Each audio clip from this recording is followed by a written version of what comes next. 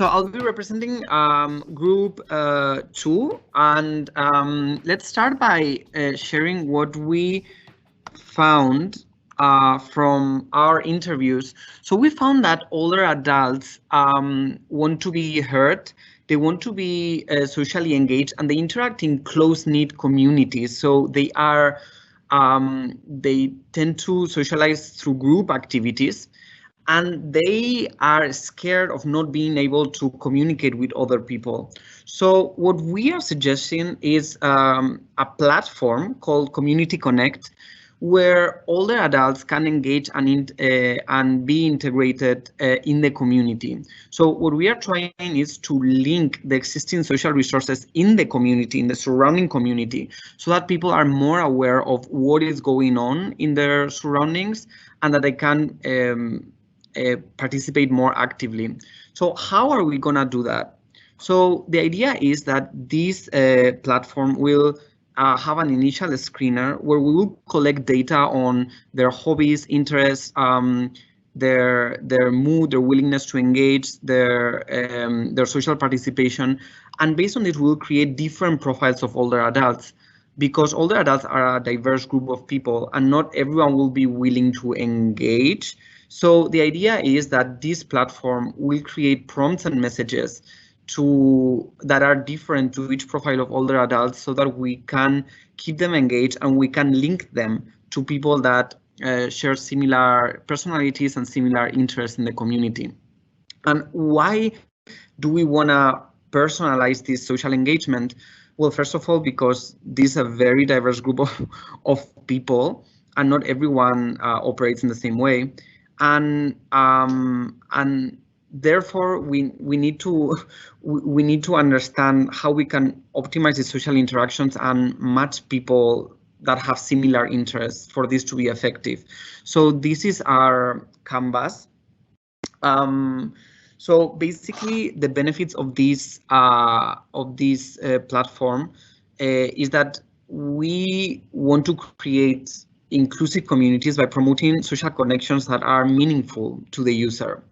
So the features of this app on this platform is that it will start with a simple screener for mental health and willingness to engage socially and hobbies and interests. And based on that, the app will suggest people in their surroundings or activities that are ongoing, so that older adults can be active. One of the main features of the app will be traffic light mood tracker, where older adults can daily express how they feel. And this could be used also as an alert to identify those older adults that could be at risk of social exclusion. So the main interface of this app will have a dashboard where all the social activities nearby will be posted and shown based on the interest of the user. And this dashboard will also be useful to broadcast help alerts in the community. So whoever needs urgent caregiving or childcare time, then we can match the needs with the supply of time in the community. And that's how we expect people to feel embedded in the community, feel integrated, and feel that they are contributing to the community. So the experience that we can expect from the user is that the social engagement will be enhanced. It will not, because we are personalizing these social interactions, they will feel that they can contribute and be part of the community. They get to know and interact with their neighbors. They know what is going on in the community. And for those people who might have some physical or sensorial problems, there would be a simplified version of the app with voice activated commands, so that everyone is so that no one is being left out. So with that, we feel that we cover the wants and needs of the people of the older adults in the community. We promote a sense of belonging.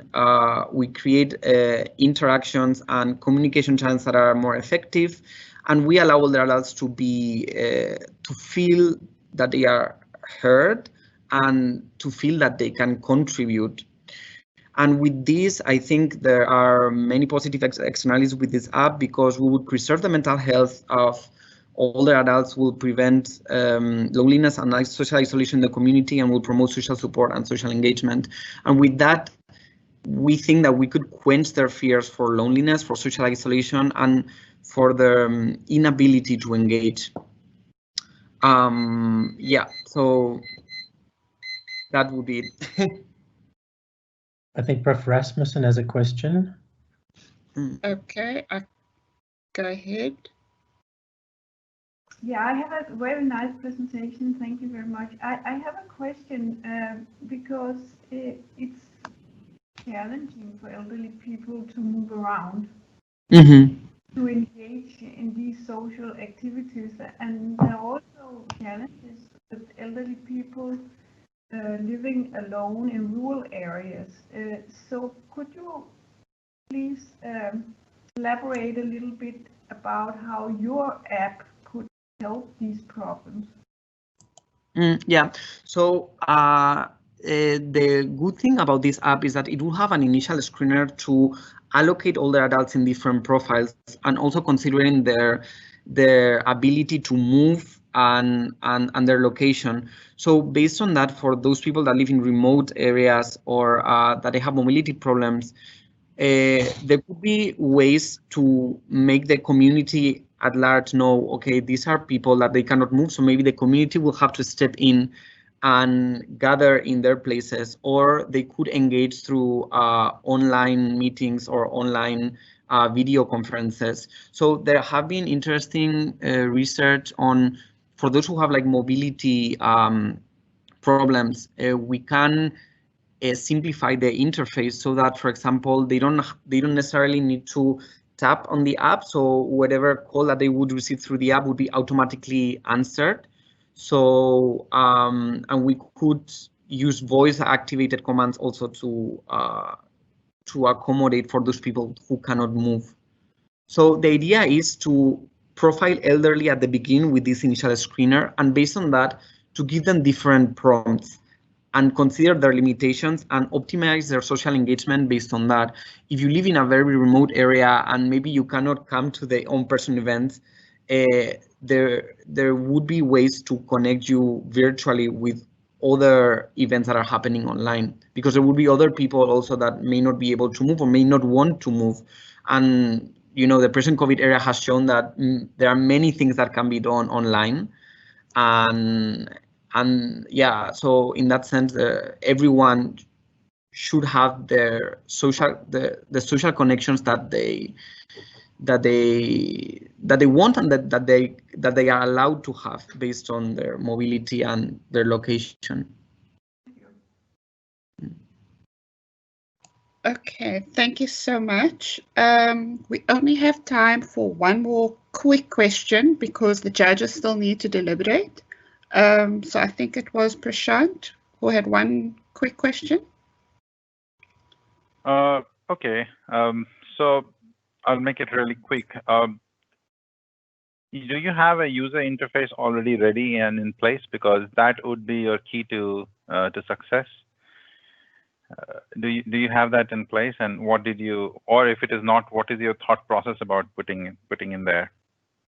Yeah, we don't have any user interface in place, but our core idea is to use the data collected and use AI algorithms to predict, to promote social activities that are tailored to the user. So I think the value of this app, it's the collection of initial data on different profiles of older adults, and the use of that data to promote activities and social connections that are meaningful to the user. And we are planning to measure the effectivity of this by measuring engagement, by measuring participation in these social activities, and yeah, so that's the core of this app, like the added value, the tailoring of the social activities to each profile of older adults. Okay, thank you so much, John. Thank you for all the questions.